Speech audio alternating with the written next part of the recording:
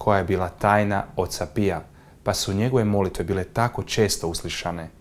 U današnjoj nas priči otac Pio uči moliti. O dođi, stvorče duše svet, pohodi duše vjernika. Hvaljen Isus i Marija, ja sam Vid Milković i predstavljam YouTube kanal Stopama Padre Pija. Ovo je redovnik, kapucini čudotvorac i danas čini mnoga čuda i zagovara nas kod Gospodina. Ako vi, član vaše obitelji ili prijatelji, trebate zagovor ovog moćnog sveca, pratite ovaj kanal, preplatite se i kliknite zvono podsjetnika, lajkajte i podijelite naše videe s vašim prijateljima i članovima obitelji. Zahvaljujem i svima vama koji ste se do sada uključili u apostolat Voljena djeca Padre Pija. Zbog vaše velikodušnosti ovaj kanal i apostolat i dalje rastu. Više o apostolatu i kako nam možete pomoći saznajte u poveznici ispod ovoga videa. Otac Pio neprestano je razgovarao s Bogom i njegove su molitve uključivale mnogo različitih molitvi. Na primjer, uvijek je započinao dan svetom misom, otprilike u 5 sati ujutro. Ta misa bila je jako posjećena i ljudima je puno značila. Također je često molio krunicu i razmatrao muku našega Gospodina, te meditirao u tišini. Otac Pio u molitvi rekao je ovo: naše molitve su ljestve koje spajaju nebo i zemlju. 3 ključne stvari koje su potrebne, poniznost, pokajanje i molitva, umanjuju udaljenost između nas i Boga. Otac Pio nam govori da je to djeluje tako da se Bog spušta prema čovječanstvu i čovječanstvo se uspinje prema Bogu. Molitveni život oca Pija započinje dok je bio vrlo mlad, točnije u ranom djetinjstvu. Kad god je mogao, on je molio na koljenima u svojoj kući ili ako je bio u crkvi, molio je ispred tabernakula, sam ili sa svojom obitelji. Otkriva kako se tijekom obiteljske molitve krunice približavao Bogu. Počeo je tražiti sve više i više prilika za molitvu i to je vodilo svemu kasnije. Usred patnje i iskušenja svake vrste uvijek je nalazio utjehu u molitvi, a osobito je patio u ranoj fazi svoga zvanja. Bliski prijatelj oca Pija, otac Agostino, zapisao je ovo u svome dnevniku 1944. godine, 24 godine prije nego što je naš svetac otišao u nebo. Razmišljanje o Bogu je način na koji otac Pio živi svoj unutarnji život, jednako kao što su sveci činili. Čak i dok priča s nama, svjestan je da se njegov duh uzdiže prema Bogu. Otac Pio pati fizički, emocionalno i također duhovno svaki dan i posebnu pažnju posvećuje svima koji pate. To je posebna veza. Pomogao im je da shvate vrijednost u svojim patnjama i žrtvama.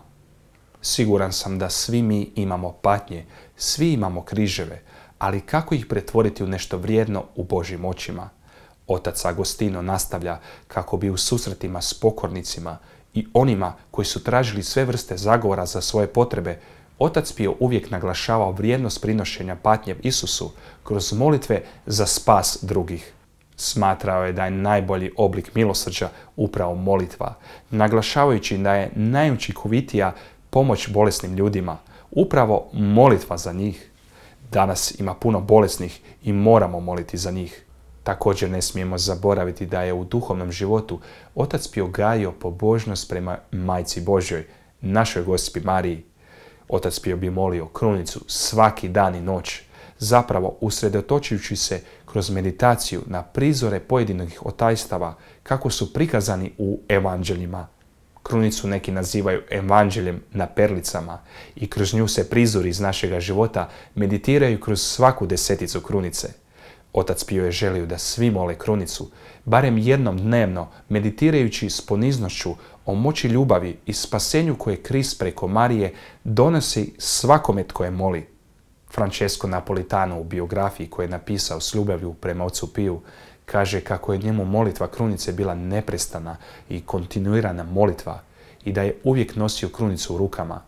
Imao ih je nekoliko oko sebe.